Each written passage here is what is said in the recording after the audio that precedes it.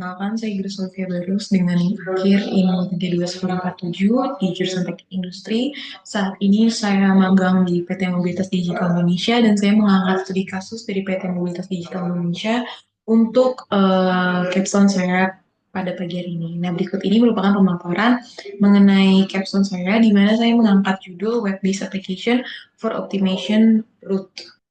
Nah, sebelumnya kenalan singkat terkait Moda sendiri. Nah, Moda ini merupakan sebuah perusahaan joint venture antara PT International dan juga Toyota Corporation, di mana Moda ini berlokasi di Cakung dan fokus mereka lebih ke layanan transportasi logistik.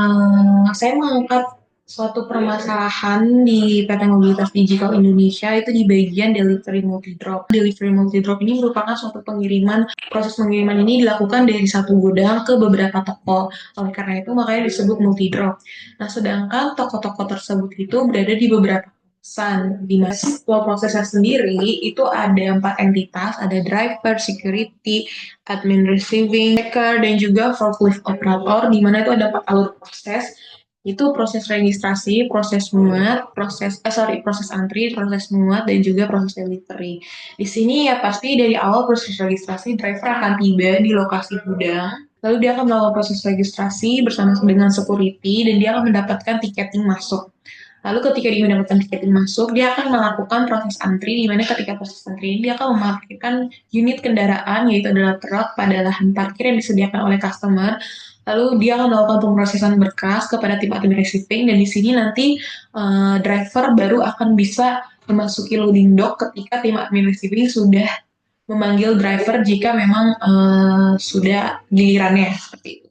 Nah, ketika nanti driver sudah dipanggil oleh admin receiving, nanti driver akan membawa unit masuk ke dalam loading dock, yaitu sendiri itu ada beberapa tahapan, yaitu nanti ada penurunan barang ke staging out, lalu ada melakukan pengecekan kuantitas barang dengan menggunakan palletize.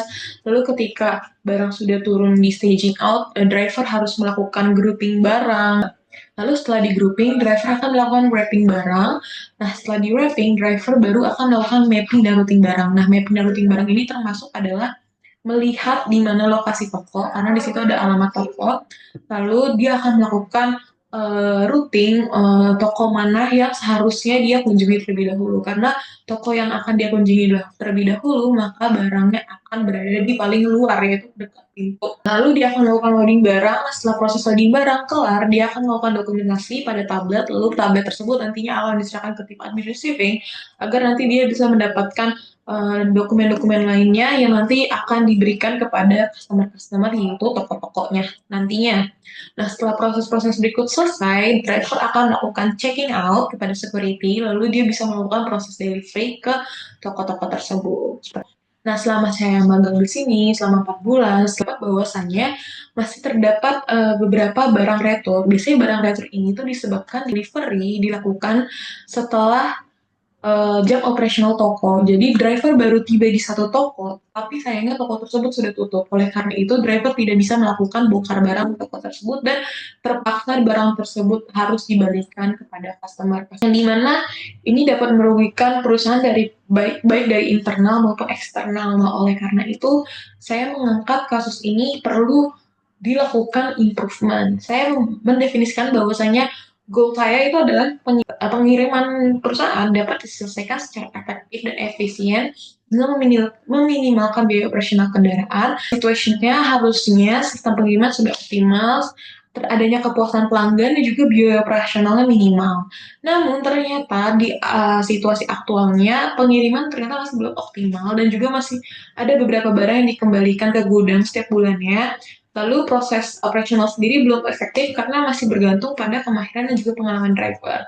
Nah, gap ini itu hal ini tuh dikarenakan pertama adanya kurangnya sistem pengolahan rute yang optimal, lalu ketiadaan data toko yang lengkap dan juga akurat, dan ketergantungan pada kemahiran driver. Jadi perusahaan masih depending dengan ability dari driver sendiri. Tapi berikut ini merupakan dokumentasi kegiatan yang tadi.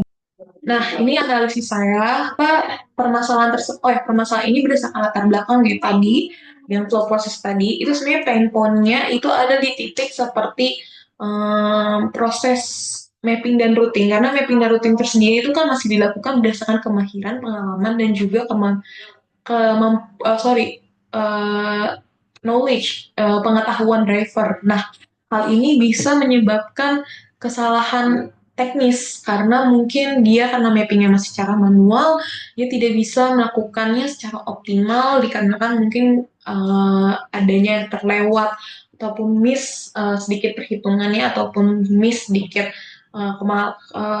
pemahamannya. Hal ini juga bisa berdampak terkait um, apa terkait pengiriman nantinya. Itu yang pertama. Dan yang kedua, lamanya proses mapping dan routing karena kan dilakukan manual itu juga membutuhkan waktu yang cukup lama. Ketika proses loading itu sendiri itu sudah memakan waktu cukup lama, hal ini akan berdampak pada proses delivery nantinya. Nah, proses loading sendiri aktualnya itu dia sekitar 40 sampai 60 menit untuk proses muat dari awal, dari proses antri sampai proses akhir yaitu proses muat dan checking out. Nah, hal ini tuh bisa juga berdampak pada proses pengiriman yang belum optimal dikarenakan proses antrinya yang cukup memakan waktu dan ini ada di bagian mapping dan juga routing. Oleh karena itu, setelah saya breakdown lagi, ternyata masalahnya itu ada terdapat barang retur ke gudang dikarenakan pengiriman tidak terselesaikan. Hal ini kenapa? Karena yang tadi saya bilang ada proses pengiriman tidak efektif dan juga efisien, di mana proses loading muat yang memakan waktu yang cukup lama, serta driver sendiri itu melakukan mapping dan routing barang itu secara manual, sehingga itu membutuhkan waktu yang cukup lama, dan perusahaan juga masih mengandalkan kemahiran dari driver sendiri. Nah, kenapa perusahaan masih mengandalkan kemahiran dari driver sendiri? Karena dari perusahaan sendiri itu belum ada sistem yang dapat memberikan solusi rute yang optimal seperti itu. Nah, ini merupakan breakdown dari permasalahan dari kenapa belum ada sistem dari yang belum ada sistem untuk generate rute yang optimal sendiri. Di sini saya mengambil tiga sisi, yaitu dari mode itu PT Mobilitas Digital Indonesia sendiri, lalu dari driver dan juga shipper. Shipper itu adalah customer kami. Nah, untuk dari mode sendiri, itu kenapa belum ada sistem untuk generate yang optimal, dikarenakan mode masih berketergantungan pada driver. Dikarenakan juga untuk sistem multi-drop delisting ini merupakan pertama kali mode baru terjun di sistem delisting ini, sehingga pengalamannya masih bisa dibilang terbatas pada pengiriman last mile. Lalu untuk yang kedua, faktornya itu adalah karena keterbatasan akses database alamat toko. Hal ini untuk database alamat toko itu bisa diakses melalui website dari customer sendiri, di mana dia DO turun ataupun delivery order sudah turun, di situ ada nama-nama tokonya. Akan tetapi dari customer sendiri belum menyediakan alamat tokonya karena dari shipper ataupun customer sendiri masih menganggap bahwasanya alamat-alamat toko tersebut itu masih bersifat konfidensial. Nah, kita lihat dari posisi shipper sendiri, dari shipper itu tidak bisa memberikan informasi alamat toko yang lengkap, dan tadi karena sifatnya confidential, dan juga yang kedua dari shipper sendiri itu ada keterbatasan untuk kolaborasi bersama beberapa PL-nya, partner logistiknya. Dan Moda sendiri sudah kerap memberikan solusi-solusi, akan tetapi ada suatu keterbatasan komunikasi yang efektif pada bersama pihak shipper seperti itu. Lalu dari sisi yang terakhir itu driver, kenapa belum ada sistem untuk generate rute optimal? Untuk driver sendiri itu masih resistensi terhadap perubahan. Jadi mereka masih menganggap bahwasanya dengan pengalaman mereka, mereka lebih menguasai lapangan dibandingkan arahan dari Moda sendiri. Dan juga mereka enggan untuk mencoba hal-hal yang baru. Nah, dari permasalahan-permasalahan ini, saya mendapatkan beberapa akar masalah, yaitu adalah pertama, informasi alamat toko yang dianggap confidential oleh shipper. Nah, hal ini tuh sebenarnya bisa diatasi, tapi akan memakan waktu yang cukup lama dengan alternatif solusi, yaitu adalah berupa pengumpulan data histori alamat toko melalui Google Maps Driver, karena biasanya pada aktualnya driver itu suka melakukan save up address di Google Maps, dan kita perusahaan mungkin akan bisa collecting data dari Google Maps driver sendiri. Lalu yang kedua, untuk akar masalahnya itu dia ketergantungan pada driver terhadap pemahaman area toko. Tadinya kan mapping, routing, dan segala macamnya itu kita masih mengandalkan knowledge dari drivernya sendiri. Nah, hal ini itu bisa diatasi dengan kita mode menyediakan suatu aplikasi berbasis website yang dapat menentukan rute optimal yang nanti dia akan bisa mengenerate rute-rute tersebut sehingga nantinya kita bisa mengirimkan ke driver. Hal ini dapat memangkas waktu proses muat yang pasti seperti itu. Lalu yang terakhir yaitu adalah driver resistensi terhadap perubahan.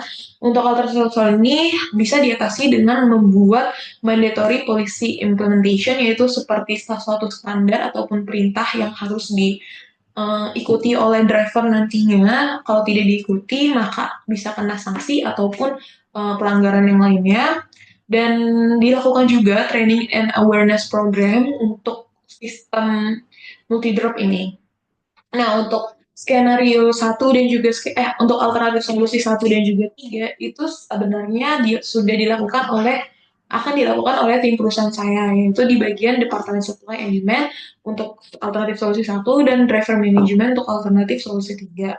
Untuk saya sendiri, di bagian Operation Development Control, saya akan memiliki kewajiban memiliki tanggung jawab untuk menyelesaikan proyek di yang alternatif solusi 2, yaitu membuat aplikasi berbasis website untuk menentukan rute optimal seperti itu.